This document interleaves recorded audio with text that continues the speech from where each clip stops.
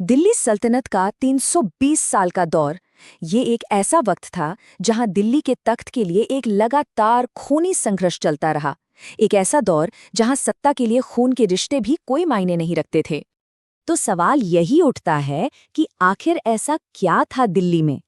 पांडवों से लेकर मुगलों तक हर कोई इस शहर का बादशाह क्यों बनना चाहता था? ये तख्त इतना जरूरी क्यों था कि इसे पाने के लिए एक बेटा अपने सगे बाप को भी मारने से नहीं हिचकिचाता था? इन सारे सवालों के जवाब जानने के लिए चलिए दिल्ली सल्तनत के इस खूनी इतिहास की परतों को एक-एक करके खोलते हैं। हम मामलुक, खिलजी, तुगलक और आखिर में सैयद और लोधी वंश की कहानी को करीब से देखेंगे। तो दिल्ली सल्तनत की शुरुआत कह सकते हैं किसी फिल्मी कहानी से कम नहीं है। ये एक ऐसी कहानी है जहां दिल्ली का सबसे पहला सुल्तान कोई शहजादा नहीं बल्कि एक गुलाम था, और यहीं से शुरू होता है मामलुक राजवंश का दौर। देखिए, मामलुक वंश की कहानी 1206 में शुरू होती है।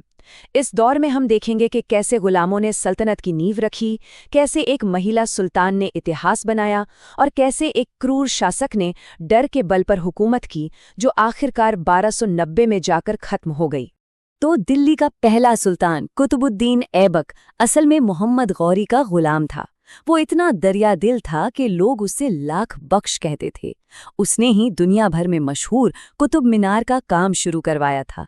लेकिन सल्तनत का असली संस्थापक वो उसका दामाद इल्तुतमिश था। उसने राजधानी लाहौर से दिल्ली शिफ्ट की, चंगेज खान के हमले को बड़ी चालाकी से टाला और दो बड़े सुधार किए। एक था इक्ता सिस्टम, मतलब सेनापतियों को सैलरी की जगह जमीन देना, और दूसरा था चालीसा, यानी 40 वफादार अमीरों का एक ग्रुप जो सल्तनत चलाने में उसकी मदद करता था। अब जरा इस स्लाइड को देखिए, ये तुलना बहुत दिलचस्प है। एक तरफ थी इल्तुतमिश की काबिल बेटी रजिया सुल्ताना, जिन्हें अमीरों ने सिर्फ इसलिए कबूल नहीं किया क्योंकि वो एक औरत थीं, और महज 4 साल में साजिश करके उन्हें मरवा दिया गया। दूसरी तरफ था गयासुद्दीन बलबन, जो खुद को खुदा की परछाई समझता था।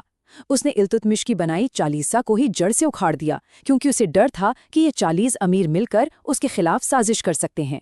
उसने जासूसों का ऐसा जाल बिछाया और डर के दम पर पूरे 21 साल हुकूमत की। बलबन की मौत के बाद मामलुक वंश कमजोर पड़ गया और बिखर गया। इसी राजनीतिक खालीपन का फायदा उठाकर जलालुद्दीन खिलजी ने सत्ता पर कब्जा कर लिया, और यहीं से शुरू हुआ क्रूरता, महत्वाकांक्षा और साम्राज्य विस्तार का एक बिल्कुल नया दौर। खिलजी सल्तनत का सबसे ताकतवर और शायद सबसे खौफनाक सुल्तान था अलाउद्दीन खिलजी। उसने 1296 में अपने ही चाचा और ससुर जलालुद्दीन का कत्ल करके दिल्ली का तख्त हासिल किया था, और इसी घटना ने उसके पूरे शासनकाल का मिजाज तय कर दिया। अलाउद्दीन की नज़र पूरे हिंदुस्तान पर थी। उसने गुजरात से लेकर दक्षिण भारत में मदुरै तक सब कुछ लूटा, और इसी लूट में उसके जनरल मलिक काफूर को वारंगल से वो मशहूर कोहिनूर हीरा मिला था। लेकिन उसकी क्रूरता के अलावा एक बहुत बड़ा सुधार था, बाजार में हर चीज के दाम फिक्स कर देना। उसने ऐसा इसलिए किया ताकि वो एक बहुत बड़ी सेना को कम सैलरी पर रख सके, और इसी सेना के दम पर उसने मंगोलों को हिंदुस्तान से दूर रखा। साथ ही उसने अलाई दरवाजा और सिरी फोर्ट जैसी शानदार इमारतें भी बनवाईं। लेकिन हर बुरे सपने की तरह अलाउद्दीन का दौर भी खत्म हुआ। उसकी मौत के बाद उसका जनरल मलिक काफूर साजिशें करने लगा, और उसका बेटा मुबारक शाह, वो तो अय्याशी में ही डूब गया।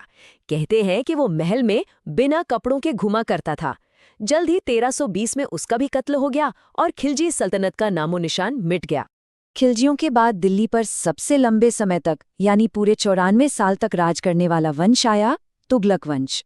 ये एक ऐसा दौर था जहां सुल्तानों के बीच जमीन आसमान का फर्क था। एक तरफ प्रतिभा थी तो दूसरी तरफ पागलपन। और इस वंश का सबसे मशहूर, या कहें सबसे बदनाम सुल्तान था मोहम्मद बिन तुगलक। उसने भी अपने पिता को मारकर ही गद्दी हासिल की थी। उसे इतिहास का सबसे पढ़ा लिखा लेकिन सबसे सनकी सुल्तान माना जाता है। क्यों? क्योंकि उसके फैसले होते तो बड़े इनोवेटिव थे, पर उनका अंजाम हमेशा तबाही होता था। उसके 2 फैसले तो सबसे ज्यादा कुख्यात हैं। पहला, मंगोलों से बचने के लिए उसने राजधानी दिल्ली से बदलकर दौलताबाद कर दी, और दिल्ली की पूरी जनता को 1100 किलोमीटर पैदल चलने का हुक्म दे दिया। सोचिए, इस सफर में हजारों लोग मारे गए, और फिर कुछ साल बाद वो सबको लेकर वापस दिल्ली आ गया। दूसरा, उसने सोने चांदी के सिक्कों की जगह पीतल और तांबे के सिक्के चला दिए। नतीजा, लोगों ने घर घर में नकली सिक्के बनाने शुरू कर दिए और सल्तनत की पूरी अर्थव्यवस्था ही बैठ गई। शायद उसके अपने आखिरी शब्द ही उसके शासन को सबसे अच्छे से बयां करते हैं। कहते हैं मरते वक्त उसने कहा, आज सुल्तान को अपनी अवाम से आज़ादी मिली और अवाम को अपने सुल्तान से। लेकिन मोहम्मद बिन तुगलक के बाद दिल्ली को एक काबिल सुल्तान मिला, उसका चचेरा भाई फिरोज शाह तुगलक। उसने अपने भाई से बिल्कुल उलट जनता की भलाई पर ध्यान दिया। उसने अस्पताल बनवाए, नहरें खुदवाईं और फिरोजाबाद जैसे कई शहर बसाए। उसने आम लोगों के लिए रोजगार, गरीब लड़कियों की शादी और बुजुर्गों के लिए पेंशन के अलग अलग डिपार्टमेंट्स भी बनाए, जो उस जमाने के हिसाब से एक बहुत बड़ी बात थी। पर फिरोज शाह की मौत के बाद कोई भी काबिल सुल्तान नहीं आया। इसी कमजोरी का फायदा उठाकर 1398 में मंगोल शासक तैमूर ने दिल्ली पर हमला कर दिया। उसने सिर्फ 5 दिनों में दिल्ली में ऐसा कत्लेआम मचाया कि करीब 2 लाख लोग मारे गए, और इसी एक हमले ने तुगलक वंश की कमर तोड़कर रख दी।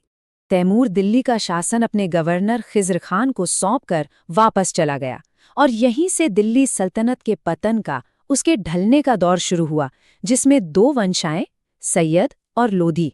सैयद वंश दिल्ली का सबसे कमजोर राजवंश साबित हुआ। उनका राज दिल्ली से कुछ किलोमीटर से आगे बढ़ ही नहीं पाया, और उनका आखिरी सुल्तान तो बिना लड़े ही गद्दी छोड़कर भाग गया। उनके बाद आए लोधी, जो दिल्ली पर राज करने वाले पहले अफगान थे। इनमें सिकंदर लोधी एक काबिल शासक था, जिसने आगरा शहर बसाया, लेकिन उसका बेटा इब्राहिम लोधी बहुत ही घमंडी और क्रूर निकला। इब्राहिम लोधी के इसी बर्ताव से तंग आकर उसके ही गवर्नर दौलत खान और चाचा अलाउद्दीन ने काबुल के शासक बाबर को भारत पर हमला करने का न्योता भेज दिया। एक तरह से अपने ही घर में दुश्मन को बुला लिया। और फिर आया वो साल जिसने इतिहास बदल दिया, 1526। बाबर ने पानीपत की पहली लड़ाई में इब्राहिम लोधी को हरा दिया, और इसी हार के साथ दिल्ली सल्तनत का सूरज हमेशा के लिए डूब गया और भारत में मुगल साम्राज्य का उदय हुआ। तो चलिए अब वापस आते हैं अपने सबसे पहले सवाल पर। आखिर इतना खून खराबा, इतनी धोखेबाजी सिर्फ और सिर्फ दिल्ली के लिए ही क्यों? इसकी 3 बड़ी वजह थी। पहली, दिल्ली उस वक्त का एक बहुत बड़ा कमर्शियल हब था, जहां पूरे देश से व्यापारी आते थे। दूसरी, सल्तनत के सारे सिक्के यहीं ढाले जाते थे, यानी ये सबसे अमीर शहर था। और सबसे जरूरी बात, दिल्ली की लोकेशन ऐसी थी कि जो भी दिल्ली पर कब्जा कर लेता, वो आसानी से पूरे देश के बाकी हिस्सों को भी कंट्रोल कर सकता था। ये 320 साल की कहानी हमें एक ही बात सिखाती है कि दिल्ली के तख्त की चाह में वफादारी और रिश्ते बहुत नाजुक हो जाते थे। यहाँ सिर्फ एक ही चीज हमेशा रहती थी, सिंहासन और उसे पाने की कभी न खत्म होने वाली भूख। सल्तनत तो खत्म हो गई, लेकिन उसकी राख से एक और भी बड़ा और भी शानदार साम्राज्य पैदा हुआ, मुगल सल्तनत। अब सोचने वाली बात यह है कि इन 5 राजवंशों के उतार चढ़ाव, इनकी गलतियों और इनकी कामयाबियों से मुगलों ने आखिर क्या सबक सीखे होंगे।